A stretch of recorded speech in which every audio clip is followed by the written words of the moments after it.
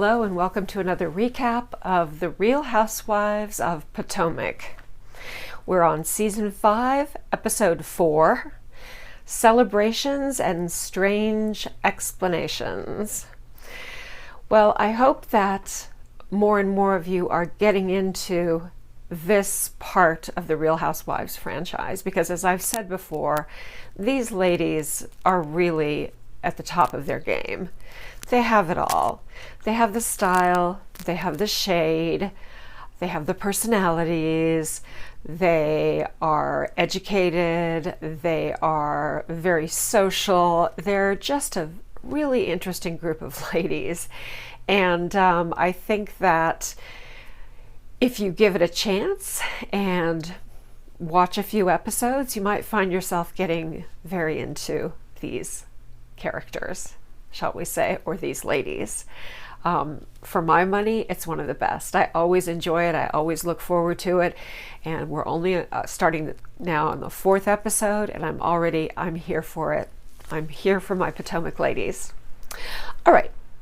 We start out at dance class with Gizelle and her oldest daughter, Grace. And basically, you know, they're kind of making fun of the fact that Gizelle is not necessarily cut out to be a professional dancer. But her daughter kind of rolls her eyes when mom brings up the boat trip, the yacht trip, where Jamal, her formerly cheating ex-husband, who is trying to woo her again, Gizelle and Jamal are getting back together. Grace rolls her eyes at the thought of them being together. This is going to take a long time to overcome. The girls saw Jamal hurt their mother. They saw their mother cry so much over their father's cheating. So, you know, they can love their mother, they can love their father, and they can hate seeing the two of them together. It's understandable. And remember, too, there was a lot of things on social media that the girls would have been, you know, old enough, especially Grace, to read about their father's latest affair. So it's not realistic for Gizelle to expect them to all be like, yay, let's play happy families, everything is wonderful. They are concerned. Most of their lives, they have known them as either a fighting couple with a wounded marriage or a divorced couple. So for them to suddenly be coming back together, it's, again, if it's actually going to work, if this is something that happens, which I'm not sure it will, it might, but I don't know. He has such a bad record. And boy, do people change? Yes. But it's rare. When people are really at that level of serial cheater, it's rare. It's possible, but it's rare. Okay, now we are at Karen's house, and everyone makes a big deal about it being a rental. I've even joked about it being a rental house. Everyone knows it's a rental house. It's obvious because of the furniture. Everything looks a little dated. It kind of looks like, sort of like, it's very 90s. The style, the fixtures, the furniture. It's a furnished rental, and it looks like it was done in like 1997. Not that it isn't lovely and comfortable, and it's big and spacious and has lovely grounds and a swimming pool. It'd be a very nice place to live. So no shade on them for living there. But Karen is so excited to be back in Potomac, whether it's a rental or not, that she has decided that she's going to have a housewarming party. Okay, we know that Karen and Ray are struggling together. We saw this in an earlier episode that, you know, now the girls are gone, it's just the two of them, and they're drifting apart. They're very much in their own worlds, and now Karen is kind of sticking her head above water and realizing, oh, you know what, I need somebody, I need Ray's affection, I need some attention, and he's not really very forthcoming with it. He's older, you know, he's ready for the golf course in Florida and retirement, and Karen is still raring to go. I mean, she's always going to be young for her age, and maybe Ray's always going to be a little bit old for his age. And remember, there is a significant age difference between them. I believe it's 17 years. I want to say 17 years. So, let's say she's 55 and he's 72. That's a big difference. I can tell you. that would be a big difference. Okay, so Karen sends for a royal singing telegram, and what she wants to use the telegram for is a video or text invitation. She's going to send all the guests this video. She has a professional videographer come over. She has a professional singing telegram artist, and he's dressed in a very cheesy king outfit with a crown that looks like it's made out of cardboard. Anyway, he's going to sing about how, the Grande Dame is back in Potomac and everyone should come and celebrate, which of course, like everything about Karen, is completely over the top and a little bit crazy, but that's Karen. We would expect nothing less. Okay, sure, she's not a little full of herself. Karen's always full of herself, but I gotta say, I am also here for that over-the-top confessional look where she is wearing the one-shouldered, well, I should say it's strapless, but it's kind of one-armed, perhaps it is one-shouldered, black dress, and the one sleeve comes down all the way into a glove. And she's got the wavy blonde Veronica Lake wig. Look that up, millennials. Veronica Lake, old actress. She was very beautiful blonde with wavy hair. She would always have covering one eye. To me, Karen is channeling Natasha from Boris and Natasha of Rocky and Bullwinkle fame, and I love that. I love that look, and I think she's ready to make big trouble for Moose and Squirrel. She's very, it's a cute look. I enjoy it. It's theatrical. It's Karen. I like it. Okay. All right. We see Wendy bringing her very active boys, not the baby girl, not Cameron, but the boys, to a park that we see is in Baltimore. And sure enough, because Robin lives in Baltimore, Robin drives up with her two boys, and they have a play date for the boys and a kind of get to know you between Robin and Wendy. Robin instinctively really likes Wendy, and I guess the feeling is mutual. So they're two cool girls. I could definitely see them being friends. Wendy was confused by this sip and see. Remember, she's just kind of getting her feet wet in this group. She's the newest housewife. And she said that before she came to the sip and see, she had a little meeting with Candiace, and Candiace warned her about Gizelle. Candiace said that Gizelle was a monster, which is a very, very strong word. Shady Candiace. That mouth. That mouth gets her in trouble, but in a way it doesn't really get her in trouble because she doesn't take ownership of it. She thinks that she's just speaking the truth, and she doesn't seem that bothered about any damage she might do. Okay, so meanwhile, Candiace is meeting Ashley, for a coffee and a snack. Candiace admits to the camera in her confessional that she was nasty to Ashley. Ashley reminds Candiace of, how incredibly nasty she was, how nasty her tweets were right at the time when, Ashley was in the hospital in labor. Candiace says she did not know that Ashley was in labor when she texted those things. I don't really think that makes them any better. They're pretty bad. Now, we haven't seen all the back texts between Ashley and Candiace. There was a much longer fight leading up to this, And you know, Ashley can be salty too, so I'm sure that Ashley probably said some really nasty things, probably said some nasty tweets to Candiace. But when it comes to just being mean and vicious, Candiace is the lowest out of this group. She goes so low. Anyway, so, you know, but the problem is we're just not, you're not going to get a really positive, healing sort of apology out of Candiace.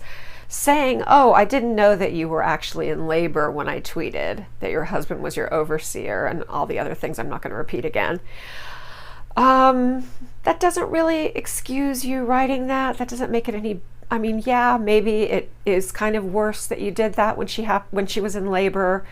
The fact that you didn't know doesn't make it great that you sent those tweets anyway.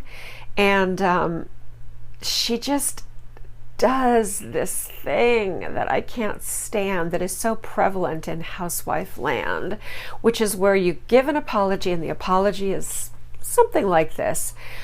I am so sorry if what I wrote was hurtful to you, if you found my words upsetting, you are not apologizing for yourself. What you're saying is, wow, it's too bad that you took everything that I said and wrote so hard, that you were so hurt by it, and you're putting everything kind of off on the other person, intimating that perhaps they are being oversensitive or not getting the joke, although there's no way this was a joke. So this is one lame ass apology, and this is a trend. This is the way Candiace apologizes. This is the way a lot of people apologize. I'm so sorry if you misunderstood my words. No, you apologize. I've said this before in my recaps. You apologize like this. I wrote some very hurtful things. They were very harsh, and I know that they must have been very upsetting to you, and I apologize for my actions. I apologize for my words. An apology is I, me, my. It's not you. Oh, Nigel's back. Okay, let's see if he tries to climb up on that shelf and knock anything over, or if he's just going to sit there and be good like last time. I'm surprised he keeps visiting us. This is very unusual for him. He doesn't like the camera.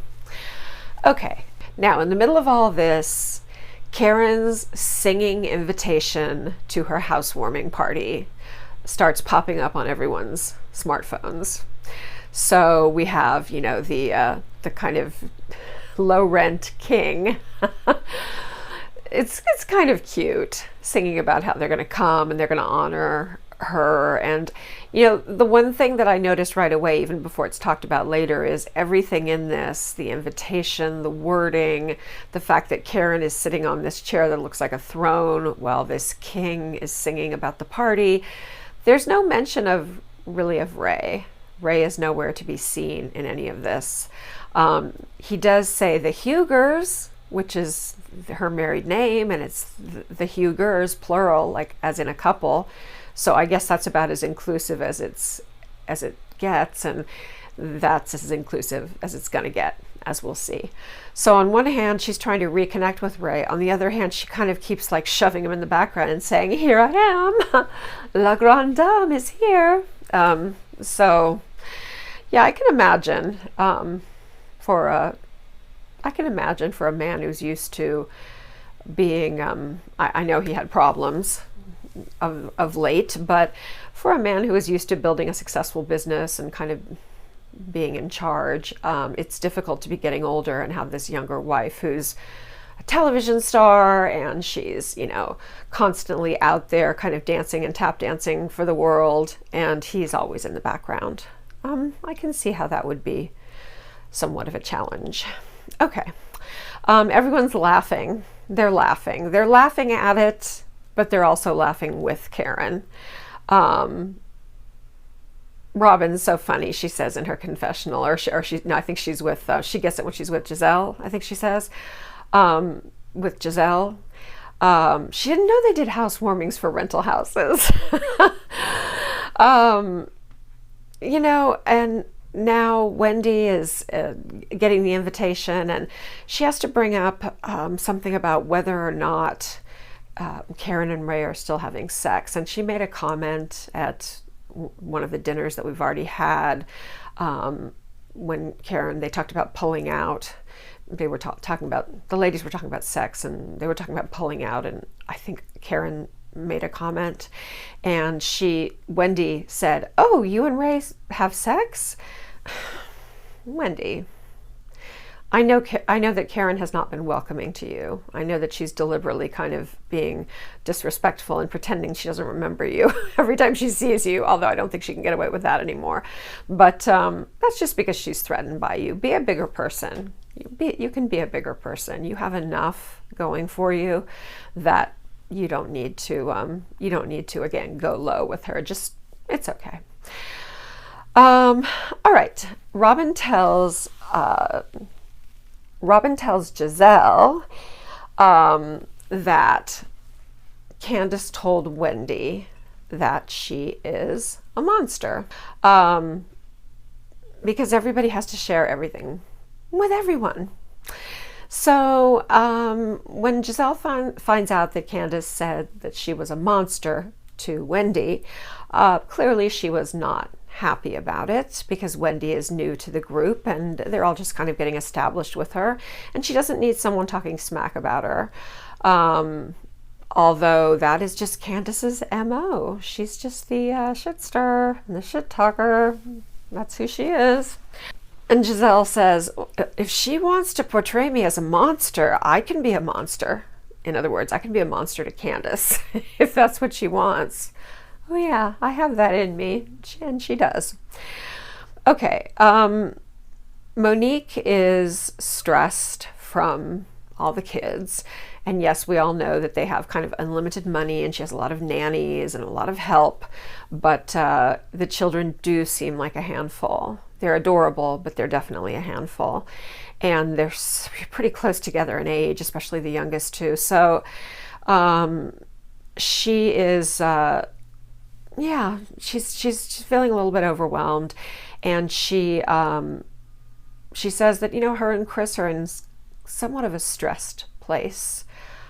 I'm thinking, no wonder with all the rumors that went around. I guess it wasn't that recent. I guess it was a little while ago, but those rumors have kind of persisted. People are still talking about it, even if it never happened, even if it's long over. The alleged affair between her and the personal trainer, it's just something that's out there, and that definitely will put a strain on a marriage, even if there's no truth to it at all. Now, Monique and Chris share some wine. And, I think Chris seems like a good guy. It's hard to tell because he's kind of a man of few words, and he hasn't really featured that prominently in the show. But I mean, he seems like a decent guy. I don't know. He is kind of listening to her talk about how she feels a little bit overwhelmed and how she doesn't really feel, validated or whatever for the work she does as a mom. And, Chris's answer is kind of like, I give you money. What more do you want? I mean, it doesn't really say it in a vicious way. That sounds horrible, but he's kind of saying, if you need more help, get more help. You've already got like 3 nannies, but I don't know what she wants. I think she just wants more kind of personal attention from him. But on the other hand, he's a man. So his idea of personal attention is what? Sex. So he has to complain, well, I'm not getting enough sex. This is like the eternal conversation between married men and women after they've been married for a few years. There's a wonderful scene in the movie Annie Hall where you see Diane Keaton and Woody Allen in 2 separate scenes. At the same time, they're both at their shrinks. They're both at their psychologists. And Diane Keaton and Woody Allen, they're talking about sex. Woody Allen's therapist says, how often do you have sex? And Woody Allen answers, never, maybe like 3 times a week. And then Diane Keaton's psychologist in a separate office somewhere else in New York, asks her, how often do you have sex? And she says, oh, constantly, like 3 times a week. This is men and women, you know, and of course there's some women that absolutely want it every night or 3 times a day. I'm not saying, you know, there's no norm about sexuality, but that, I always think about that, because I think that's true for a lot of couples. It's like, you know, for men 3 times a week, it's like, I'm not getting it enough. And for women 3 times a week is, God, he wants it all the time. We're doing it all the time. What more does he want from me? So, anyway, yeah, he definitely, she's like, well, maybe you could make me breakfast. And he's like, yeah, maybe I could make you breakfast. And then that night we could have sex. So it's the eternal bargaining between men and women. What can I say? Okay. In the meantime, Candiace and Chris go for a very cute little picnic. It must be so nice being married. Well, I was going to say, it's must be so nice to be married to a professional chef, but my husband is a very good cook, and I can cook, but I usually don't cook, and he prepares some really nice things for me. So yeah, my husband's a really good cook and baker. So yeah, I'm, you know, it's nice. It's nice. Okay, Chris is really busy as a chef, but even so, he is really definitely ready for kids now. Candiace is not sure. She's a little bit afraid about having to give herself 100%, you know, to the child or children. And, you know, Chris gives some really good advice on parenting. He says, you know, you kind of look at your own parents, you take the good, and then you look at the bad and you say, okay, I don't want to do that. You know, use the role models that you had. And yeah, that is good advice, and that is what we should do. Unfortunately, not everyone does that. Some people seem to take the bad from their parents and reenact it in their relationships later in life, and that includes parenting. You know, and Candiace's own mother showed her a very rough form of parenting. Her mom had education and money, but she was not warm. She was not supportive always. Anyway, Candiace tells Chris that she wants to continue her so-called apology tour, and next she wants to talk with Gizelle, because she said some rather mean things about Gizelle, and so she wants to go to her. And I'm sure it'll be the same thing. It'll be, I am so sorry if you took what I said the wrong way. Which is just not, this is not how you apologize, but it is the standard MO for apologies in all of the Real Housewives shows. Anyway. All right, now we are at Gizelle's fancy cabin, which is getting fancier as she's fixing it up. And Cal comes over. Cal is listed as her best friend, and they are very close. He started as her hairstylist. He's still her hairstylist. We all know women have these very, very close relationships with their stylists, with their people. This is, you know, very often you'll share anything with your stylist, with your, yeah.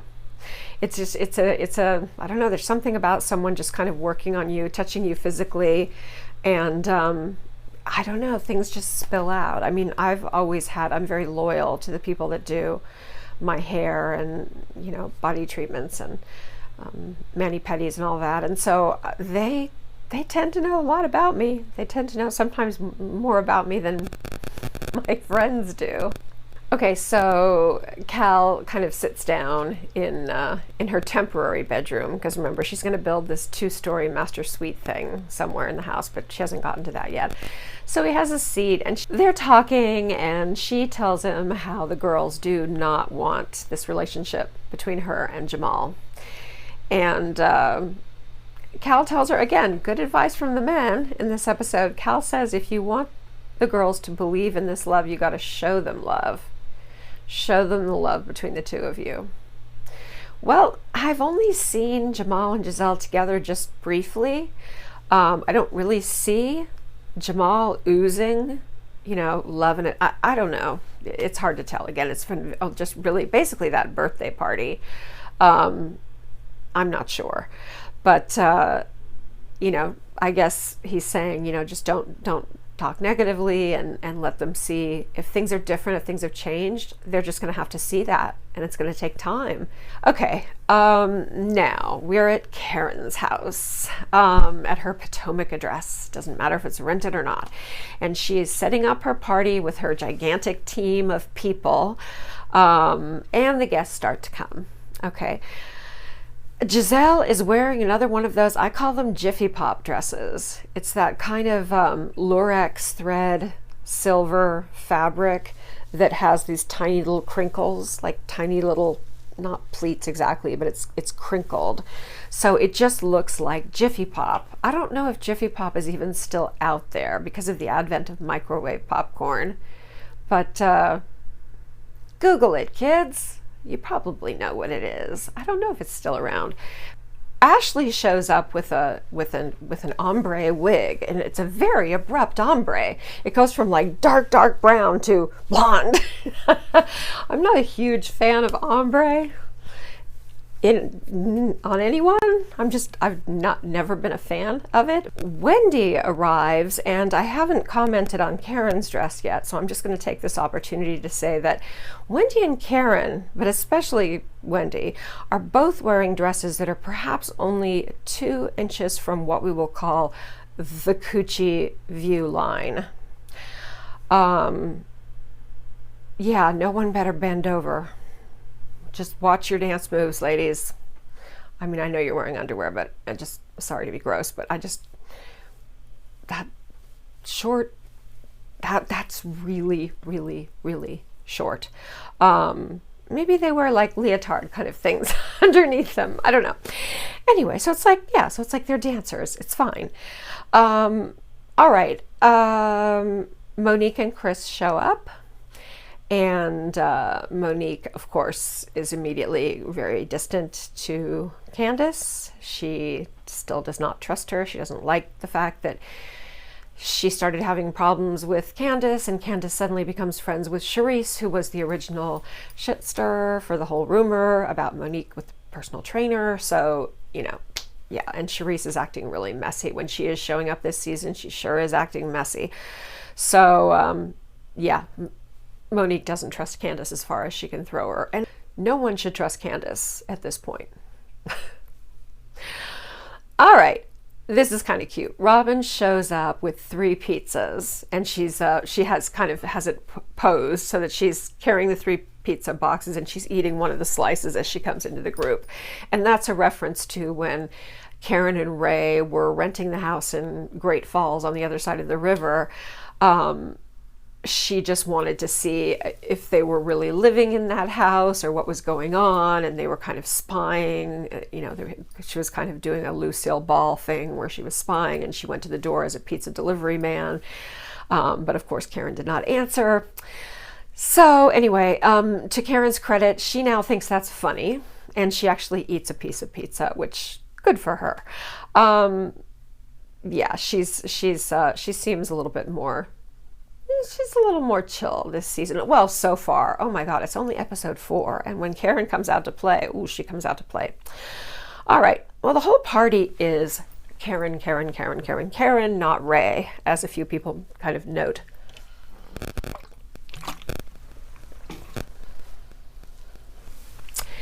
Gizelle decides to speak to Candiace. Actually, Candiace asks Gizelle to talk with her first.